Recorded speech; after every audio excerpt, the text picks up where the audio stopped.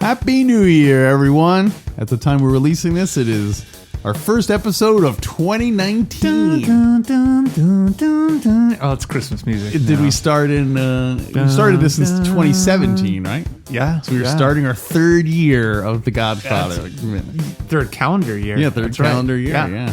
Whew. What do you think so far? I told you we'd get there, Pop. I think it's going by pretty fast, actually. It is. We're about a third done, I think. Just a third? Just when you said, I think it's going by pretty fast. Oh, no, anyway, I meant a third of the first act. Oh, yeah. Okay. So about a sixth. Okay, good. Done. Well, anyway, welcome to the Godfather Minute. I never said what the show was. But, I never said what the show was. I never asked what the show was. Anyway, this is Godfather Minute. I'm Alex Robinson. And I'm Andy Robinson. And together we are the Godfather Minute Brothers. And today we're talking about minute 74 of the Godfather. Mm-hmm. 74. Alex, e minuto numero 74. That's it. 74. I like it. You got it. So minute 74 is Tom and Sonny and the gang are trying to figure out what to do about this Turk situation. Tom, Sonny, the rest of the gang trying to figure out what. And everyone's arguing, and then suddenly Mike, he comes up with the beginnings of a bold plan. You hear that lighter? Steadiness. Well, before we get to that part. Okay. This is where Tom says, even the old man's political protection would run for cover. Mm-hmm. And that's a funny visual image of them just being like, cowering and running for... Don Corley who? never heard of him. I never heard of him, Senator. No, wait, I'm the senator. We have a sworn affidavit. Yeah, I'm assuming this is based on a real events. I mean, I'm assuming this is inspired by a real thing where there was a gang war and politicians who had previously been in the pockets of crime lords like so many nickels and dimes were kind of like, hey, we gotta sit this one out. We need a little bit of distance between us and them. Mm-hmm. Yeah. Makes sense. It totally makes sense. I mean, if you're going to get mixed up in that. I guess if you're a politician, I'm wondering what makes you get into bed with gangsters.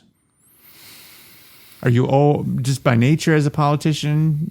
Generally, are you already crooked? Yeah, you're already crooked, and so this is just one more step in that direction. I may be cynical, but that's kind of what I believe. Yeah. I feel like there's so much, anytime you have a lot of money floating around, of which there is a lot in politics. A lot of money and then Republican and Democrats. Money and then white votes pop. Yeah.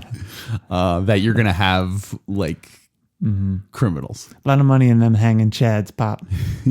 Yeah, you can't have that big of a pool of money and not have people coming to drink from the well. Yeah.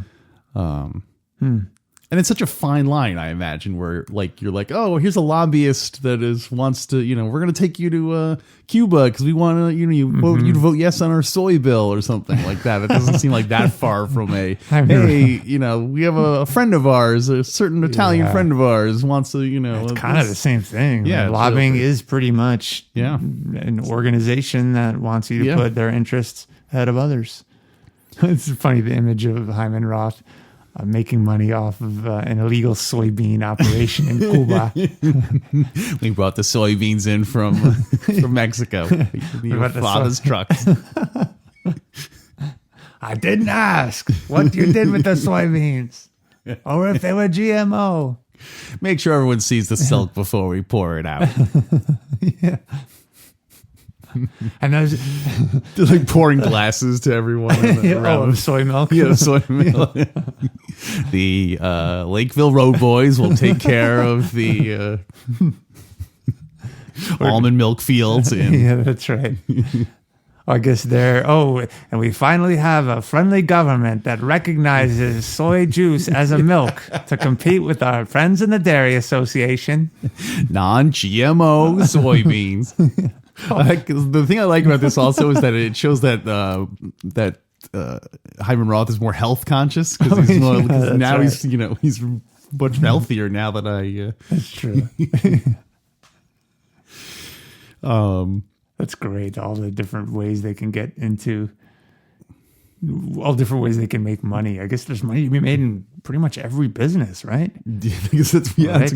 Agriculture is, I'm not calling it a scam, but there's so many subsidies, so much federal government support for it. It would surprise me if organized crime not to grow stuff. Yeah. Finally, we have partnership with a friendly government that will pay us for not working. And there's not even a plaque to recognize the plants that brought us this business. All right, enough about that. I think we played that out, right? So Tom convinces Sonny to wait.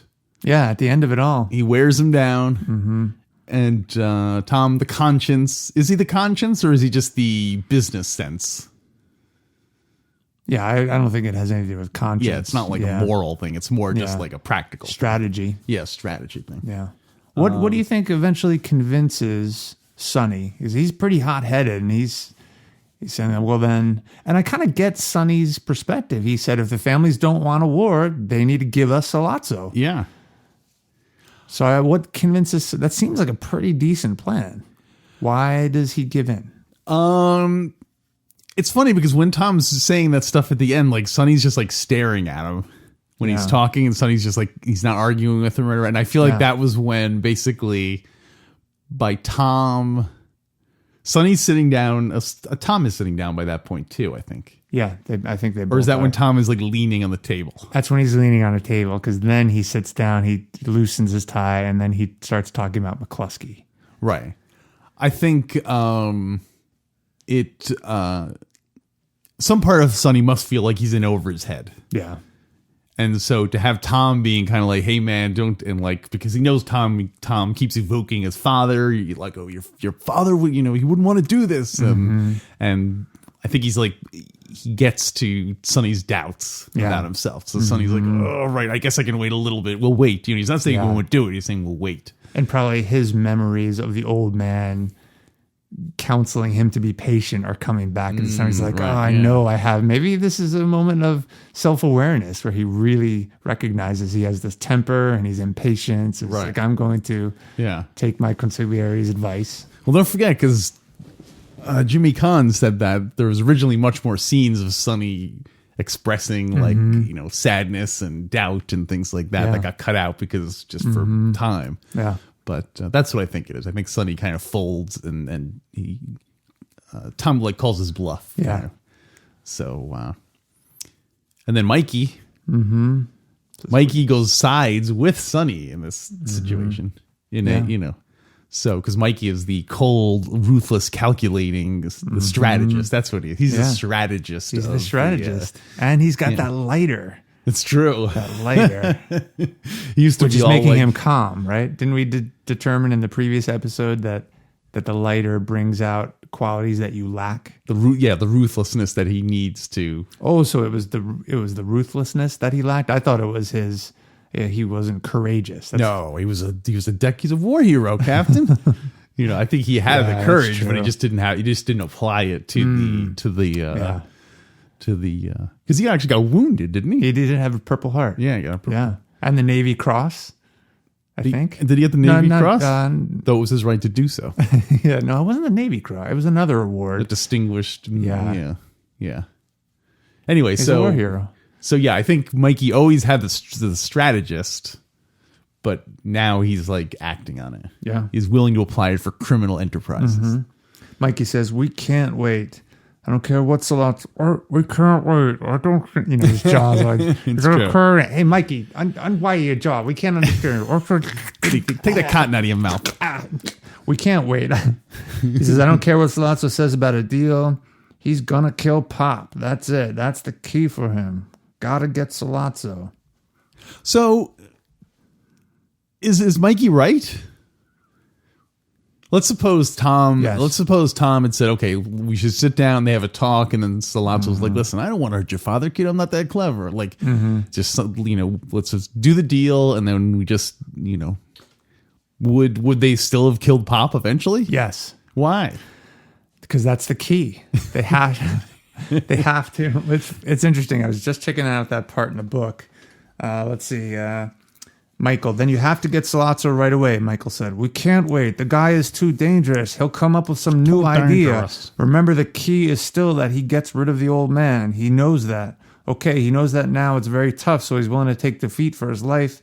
But if he's going to get killed anyway, he'll have another crack at the Don. And with that police captain helping him, who knows what the hell might happen. We can't take that chance. We have to get Sollozzo right away. You're asking why.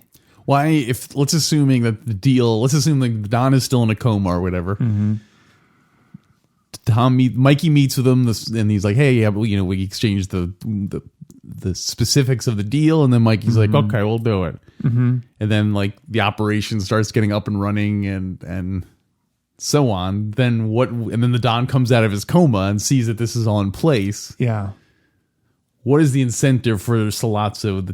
Does he think the Don is going to be like, no, we're going back on the deal? Or I always thought that the Don didn't want to be involved, and so Sollozzo and the people backing him up, which is really Barzini. In the end, we find out.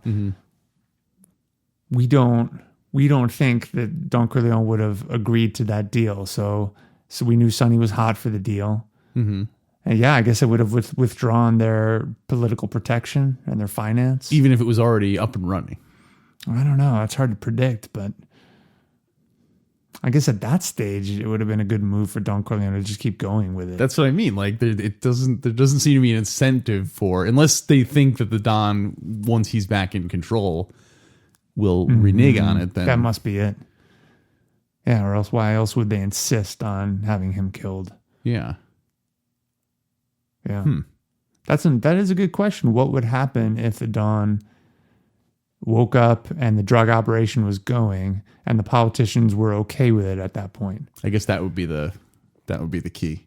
Yeah. Unless it's something where that was part of the deal with the Tatalias or something like. You mean with Barzini? Yeah, that's right. Tatalia's a pimp. I forgot. That's where you got to say, what do you mean Barzini? With Tatalia? No, you mean... Yeah. Sorry, I should have said it. That's right.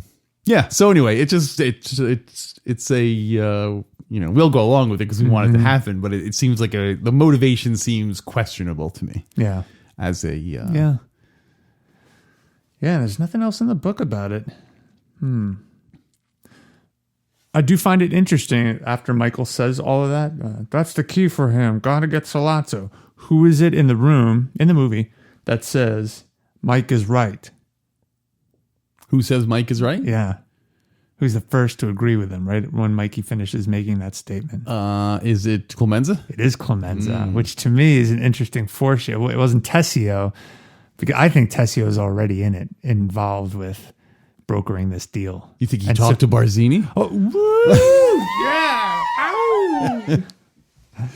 I'm going to talk later in this minute about that. I think Tessio is already... Why don't you talk about it now? Okay, well, so someone posted... Wait, break it down. Okay. Oh, yeah, we got to break this down. Yeah. And then we also have to figure out how long it is till the Turk gets killed. It's on our mind. Yeah, we got a lot to talk about. Yeah. All right, first, let's break this down. Let's break it down. So someone had posted on our Fredo Corleone's Mickey Mouse Nightclub Facebook page a video by a fan who, what do you call it when a fan makes their own video and commentary or theory? Champagne cocktails. No. Well, just like a YouTube video about the Godfather. I don't know what the term fan theory. Like fan theories? Yeah, fan theory, I guess. Okay. So that the theory is that that Tom Hagen is a terrible consigliere. Terrible. Terrible. From start to finish. What are their points? You ready to talk about it? Sure. And also, does this have to do with Tessio already flipping? I think so, yes. Okay. So one of the points this fan writes is that it's the consigliere's job to know information way in advance so that it's actually helpful, so you're not just being responsive. Yeah. So you can strategically make decisions. So this guy argues that Tom doesn't know anything. He's pretty much out of the loop. He didn't... there's a lot he didn't learn about. For example, he didn't know that Barzini was working... that was really behind all this. Even after all of this, the whole next many scenes in the movie, he still thinks it's Tattaglia. And it's Don Corleone says, no, it's Barzini. Barzini all along. Yeah. He didn't know that Sollozzo had tons of cash, that he had bought a police captain until the assassination attempt that occurred. He didn't know that... he didn't predict that Don Corleone would be assassinated. This guy argues that Jenko would have bribed all these people way in advance to find out who was pulling the strings, what the operation, what the whole point was, to find out all these, what their motivation was in advance. Right. I kind of get it. Tom is responding to all these emergencies. Well, in his defense, where are you serving as Hagen's lawyer now? And yeah, I'm here to show cause. Woo! I think up until, he researched the Turk, and remember the Turk even nodded to Tom like, oh, you did your research. Compliments, right? Like, yeah. This fan referenced that, and the Turk, says, well, my compliments. You're saying sarcastic? Yes. He's just sort of appeasing him and making them all think that he's impressed. But in fact, he's very happy that he just thought it was... He was very happy. The Turk is very happy that the family thinks that it's Tattaglia behind it. Right. Where it's really not, and this guy argues it's not just Barzini, but it's the mob. Cuneo. The Sicilian mob in Italy. It's actually trying to make a ton of money in America. This is all post-war, and there's a lot of money to be made. So they're the ones, the mob, the heads of the mob in Sicily are the ones pulling the strings and... Because they want to export the heroin. Yes. Got it. Yeah. So, but the other thing is that this, we never see Jenko in action except begging the Godfather to have him not die. So we don't know for sure that Jenko would have had all this kind of stuff. And also it might be an example of like, when you climb higher, there's more and more things you have to take into account. Yeah, that's true. Tom Hagen would probably maybe not have been good during the Immobiliare era in Godfather 3 because, he was a street lawyer. Yeah, he was. He doesn't have the head for like big deals. Well, I mean, but on the other hand, maybe you're right. I mean, Mikey more or less kicks him out as soon as in Godfather 2, he's clearly like on the outs almost the entire time. And that's one of the points this guy makes too, is Mikey kicks him out. Why does he kick him out? He's not trying to protect him. He's recognizing that he doesn't have what it takes to think ahead and think in complex systems. He's not a wartime consigliere. Well, not just wartime. He's not very thoughtful and as planful as a consigliere should be. Interesting. It's interesting, yeah. And I don't know if I completely agree with it, but the more I read it, the more I realized, wow, all this stuff went down, and Tom may have been able to, if he had done a little bit more research, he may have been able to figure it out. There's some other ones too. Oh, here's some great ones. When the cops and guards were pulled off the hospital detail, Tom doesn't know about it. Mikey has to call Sonny and tell him. And they were Tessio's men. Tessio's men were pulled off. How did Tom not find out about that? Like, why didn't one of Tessio's men call Tessio and say, hey, we got kicked off. Some cop came and kicked us off. And that's evidence that even at this point, Tessio is already under the influence of Barzini, working for Barzini.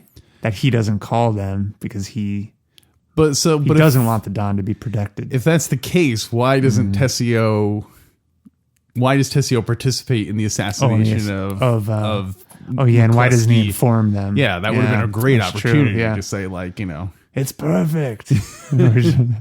Unless at that point he's trying to hedge his bets. That's true. He's trying to see like where the chips fall before they. Because maybe once the assassination attempt failed, and then the second attempt at the hospital failed, maybe Tessio's like, I gotta. Yeah. Maybe the old boss is going to be the same boss.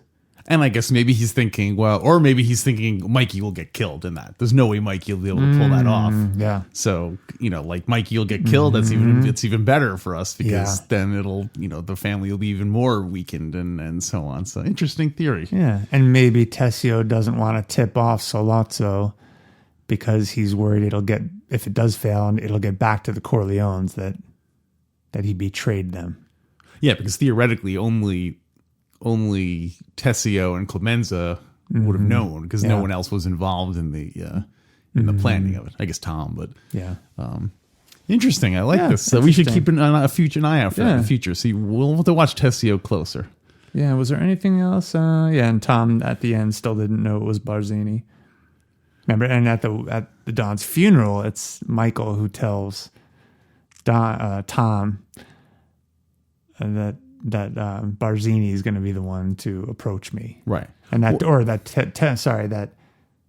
Tessio was the traitor, right? Because he was always smarter. Although by that point, Tom is not the concierge anymore. Yeah, that's true. The Don is the concierge. Yeah. Who's a better concierge than his father? Yeah. But he was semi-retired, right? Well, he was semi-retired as the Don. Oh yeah. So he was basically full time now as concierge. Yeah. Or I guess he was concierge more like for strategy more so than the legal stuff. Tom seems more like a legal guy. Yeah. Like, the contracts and tenders more so than like overall strategy. So, and he does go to Vegas with Mikey and he serves. It does almost seem like a legal consultant. He does seem to be serving as a legal consultant at that time because they're talking to Johnny about his contract. I've got some contracts here for you and your friends. Yeah.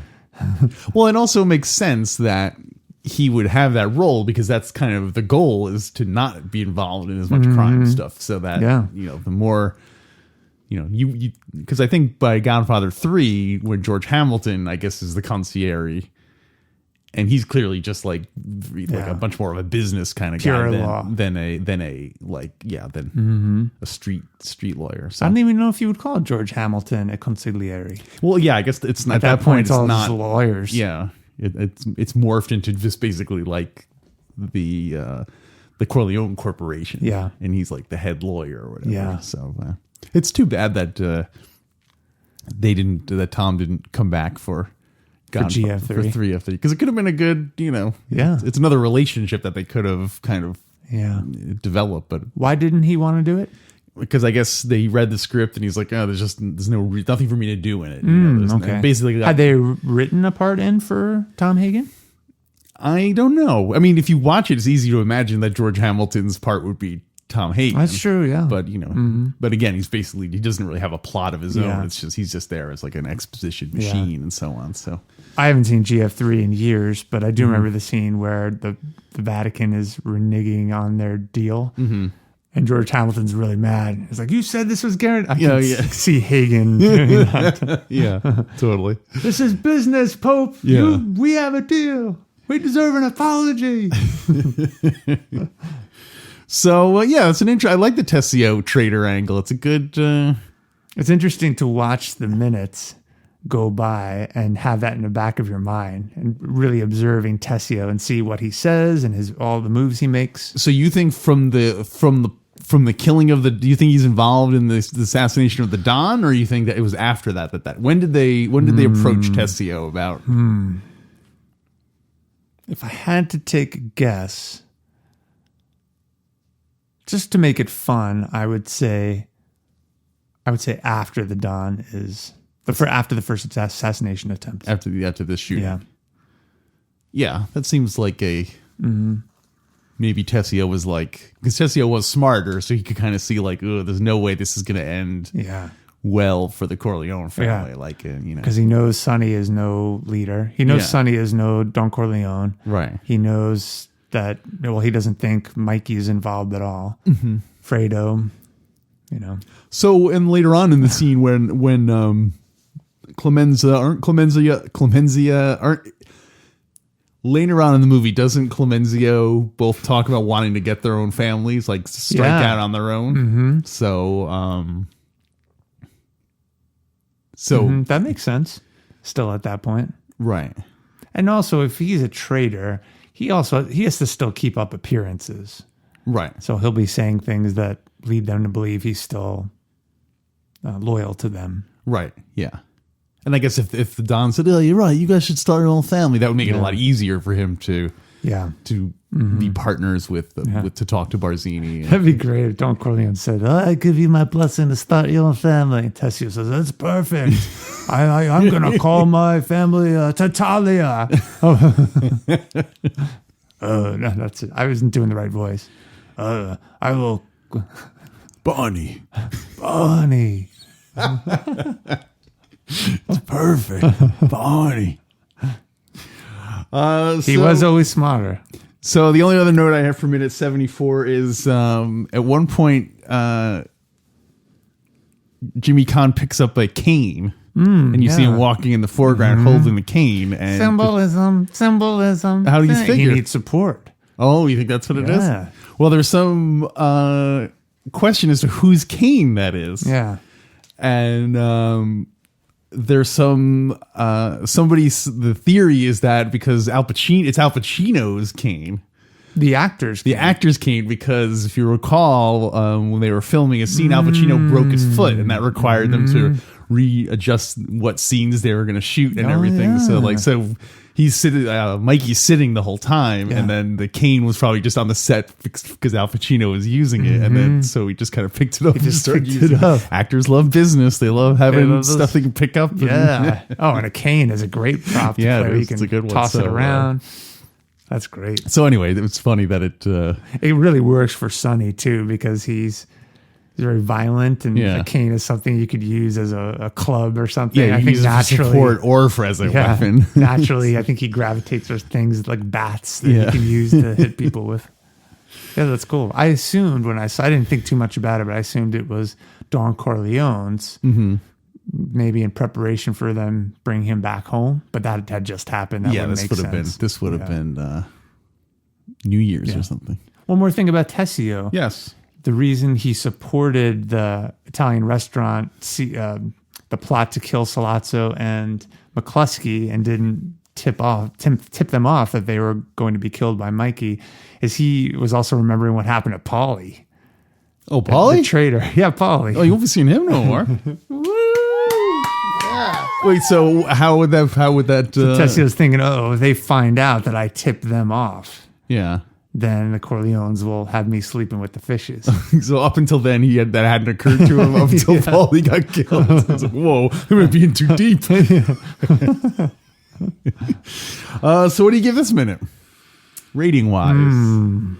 This one's a little trickier. It's a bit of conversation. I do like Tom's delivery that the Corleone family would be outcast, Sonny. Okay. Well, don't forget, we're going to say our number at the same time. Yeah, that's right. And then I love the camera zooms in on Mikey slowly. Okay, I got mine. All right, ready? Yeah. Are we going to say it on 3 or after 3? We'll say 1, 2, 3, and then our rating. Okay, ready? Okay, ready? 1, 2, 3, 4. Oh, there you go. Yeah, I was like 3.5. I felt like it didn't hit 4, but I totally get 4. Anytime you have Bobby Duvall and Jimmy Kahn and those guys like bantering, I think it's quality. Yeah, it's a mark of quality. Yeah, it's good stuff. So, what are we going to talk about in the bonus content today? Oh boy, we had a few ideas. I think we can continue our Godfather musical idea. Okay. We talked a little bit about that last week. But that's always a recurring thing. Especially now with Mikey talking about Sollozzo. Swollen face. So, all right, so we'll do the musical. Probably sounds like it'll be a potpourri kind of bonus content. So, hey, if you want to listen to that, if you cannot get enough of us talking about The Godfather, go to godfatherminute.com/support. And you'll get to hear, right now, you'll get to hear us talk more Godfather stuff. So until then, try the veal. It's the best in the city.